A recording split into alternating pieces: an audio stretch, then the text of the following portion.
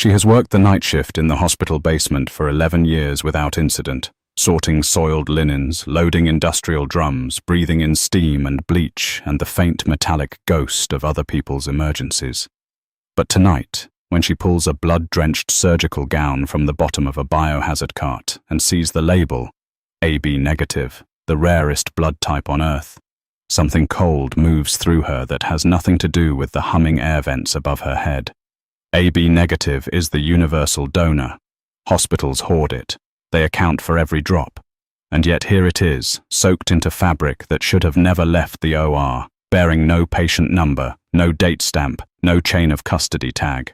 Only a smear of red so fresh it hasn't fully dried. Somebody bled that much, and nobody above her has called a code. Nobody has sent an alert. The intercom is silent. And somewhere in this building, she realizes, someone very powerful does not want that blood to be found. The clock on the wall of the basement laundry room read 2:47 in the morning when Maria Vega first noticed that something was wrong with the cart.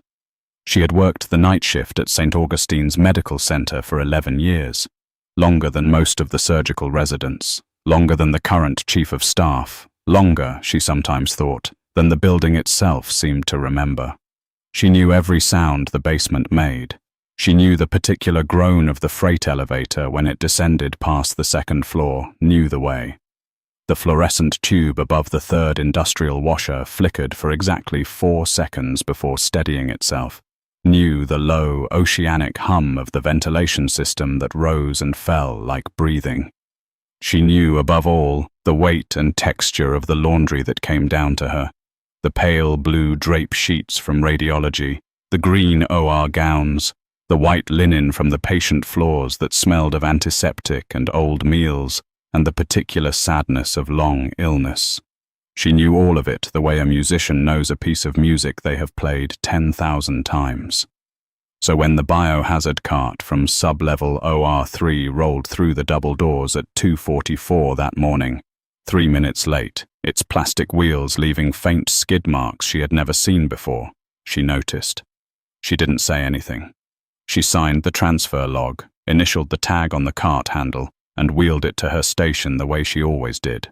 But her eyes moved across the room's single exit, the red glow of the emergency sign above the stairwell door, and she felt something she could not name settle into the base of her throat like a swallowed stone. She began unloading the cart the way she always did, from the top, transferring items into the sorting tray for preliminary inspection before they went into the wash drums. The first several gowns were normal, dark stains in the familiar rust brown of dried blood that had been treated with enzymatic spray in the OR anteroom, the way protocol required. 2 sets of disposable draping, a surgical cap still tied in its knot. Then her hand closed around something near the bottom of the cart, something that was heavier and wetter than it should have been, and she pulled it into the light. The gown was white, not the standard green of St. Augustine's surgical suite, but white, the kind worn in specialized cardiac and trauma procedures when the attending wanted maximum visual contrast during particularly delicate work. It was soaked, not stained, soaked the way a cloth soaks when it has been wrung out by hand and not fully pressed. The blood was the deep, arterial red of something that had not had time to oxidize, and it pooled briefly against the latex of her glove before dripping to the tile floor. Maria did not drop it. She had seen blood before. She had seen things in 11 years that would have made other people quit. Things that came down in the laundry wrapped in silence and clinical detachment, the physical residue of every trauma and surgery and failed resuscitation that passed through the floors above her. She did not flinch from blood, but the label stopped her. It was the kind of label generated by the hospital's blood type verification system, a thermal printed strip on a small white tab sewn into the collar of every OR gown assigned to a specific patient so that cross-contamination could be traced in the event of an incident. AB negative. She read it twice. Then she read it a third time, turning the gown so the light fell directly on the print, in case she had misread through the blood that had wicked up the side of the collar. AB negative. Maria knew enough medicine to know what that meant. AB negative was the rarest blood type in the human population. Less than 1% of people carried it. Hospitals maintained small, carefully rationed reserves of it for emergency transfusions, and every unit was logged, tracked, signed for, cross-referenced. When a patient with AB-negative blood underwent surgery at St. Augustine's, that patient's file generated automatic alerts through the OR management system, through blood bank, through post-op, a chain of documentation so thorough that losing track of a single unit of AB-negative blood during a procedure would trigger an internal audit before the patient left the table. She looked at the gown in her hands. She looked at the cart from which it had come. She looked at the label again. No patient number, no case file identifier, no date stamp. Just the blood type, stark and alone, and the rich red of blood so fresh she could feel the warmth of it still faintly in the soaked fabric. Her hand moved almost involuntarily to the intercom panel on the wall beside the sorting station, the system that connected basement laundry to the nursing stations on every floor, to security, to the operator. She pressed the button for the OR sub-level desk. Silence. She pressed it again. The intercom clicked and hissed, a sound she recognized as the system receiving the call, and then nothing. No voice, no hold tone, nothing. Her finger moved to the security desk button. The same click. The same silence. She stood in the basement with the soaking gown in her gloved hands and listened to the hum of the ventilation system rising and falling like a long, slow breath, and understood, with the absolute certainty of someone who knows a room deeply enough to notice when it changes, that tonight something had gone profoundly wrong above her head. Maria set the gown down on the clean side of the sorting table, the wrong side, protocol violation, something she had never done in 11 years, and stripped off her right glove, turning it inside out as she pulled it free. She pressed her bare palm flat against the gown's collar and felt for warmth the way she would feel a child's forehead for fever.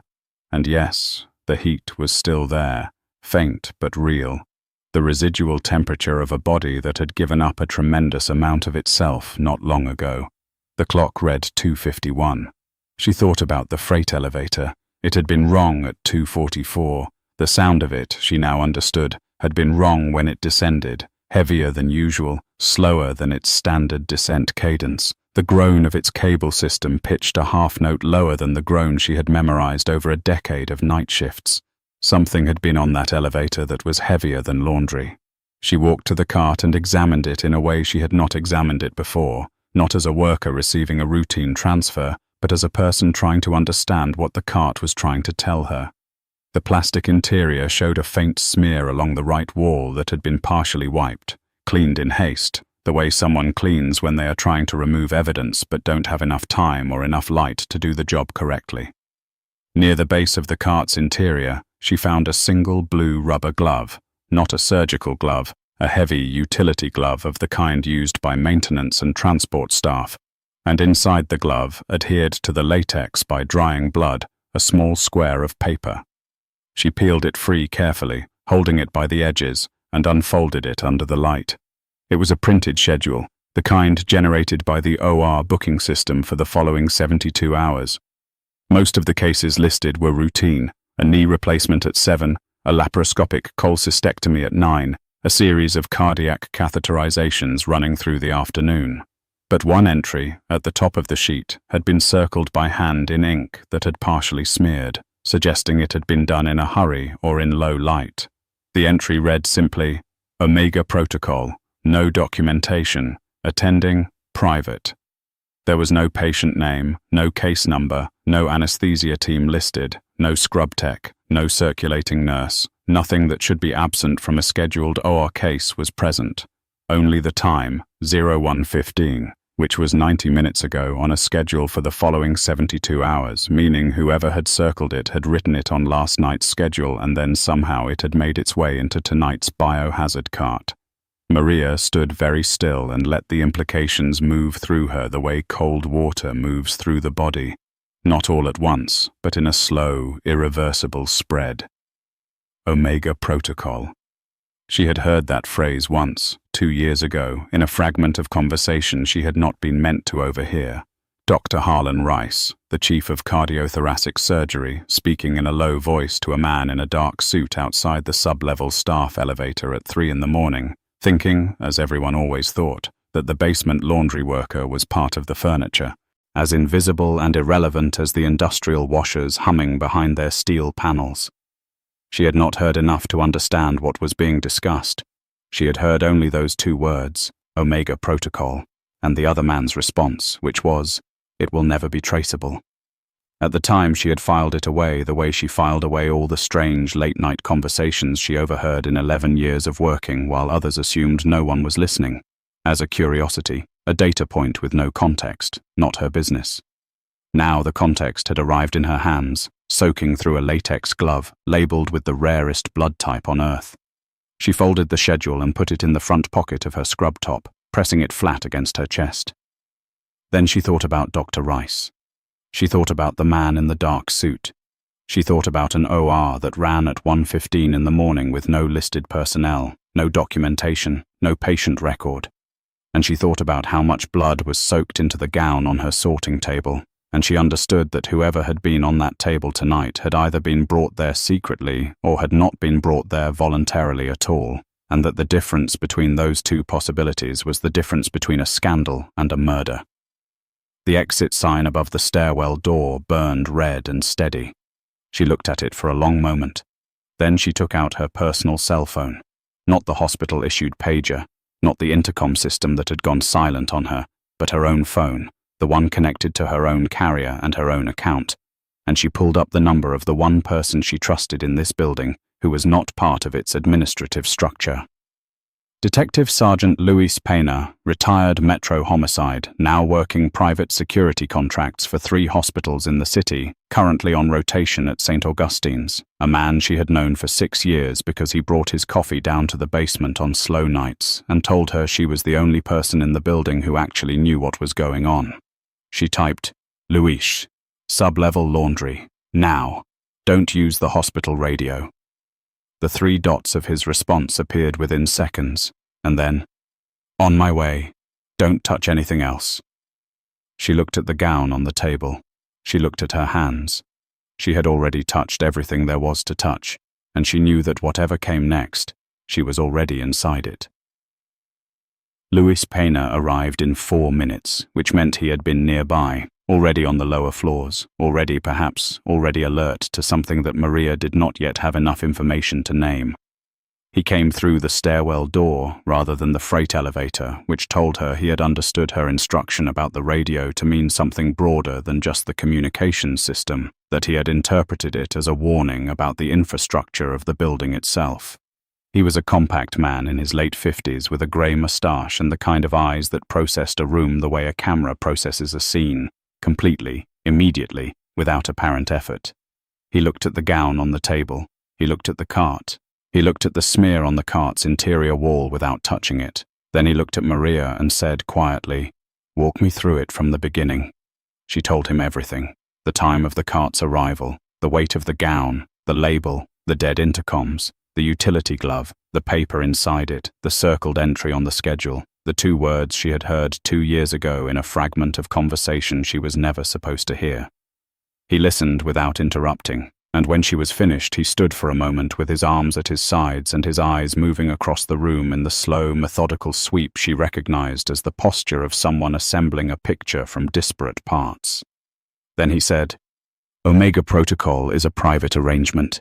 It's been running through 3 hospitals in this city for at least 4 years. I know about it because I was asked to help facilitate security for it 2 years ago, and I said no." Maria stared at him. "What is it?" He was quiet for a moment, choosing his words with the deliberateness of someone who knows that what they say next cannot be unsaid. "It's off-the-books surgery," he said finally.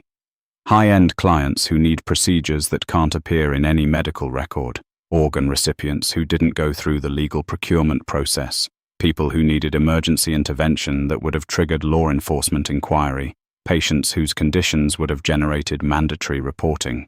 The surgeries are real. The outcomes are real. The documentation doesn't exist. The staff who participate are well compensated and legally insulated through structures I never fully understood. and the people who run it, Rice and at least 2 others, have enough reach inside this hospital's administrative chain that anything that might surface through internal channels gets managed. Managed, Maria repeated. The blood type, Luis said, moving to the gown but still not touching it. AB negative, that's the tell. In a legitimate procedure, blood that rare is tracked to the milliliter. You don't generate this much blood loss without a corresponding blood bank draw order, without a transfusion record, without an anesthesia log that documents blood pressure and volume. This much blood on a gown, with no record of a procedure tonight, means one of 2 things. Either something went catastrophically wrong during an omega procedure and the patient didn't survive, or... He stopped. Or what? Maria asked, though she felt she already knew. Or the patient wasn't a patient, he said. They were a source. The word landed in the room, and the ventilation system breathed around it, and the fluorescent tube above the 3rd washer flickered 4 times and steadied, and Maria understood what she was holding, what she had signed for, what had come through the double doors on a cart that was heavier than laundry and 3 minutes late. She thought about the phrase, universal donor. She thought about how AB negative was the blood type of someone whose blood could be given to anyone, could save anyone, could be harvested. And she made herself think the word clearly, made herself hold it in her mind without flinching.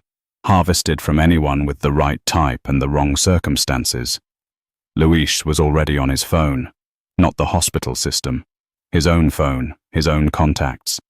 And she heard him say a name she recognized from news coverage, the name of a federal investigator who worked medical crimes.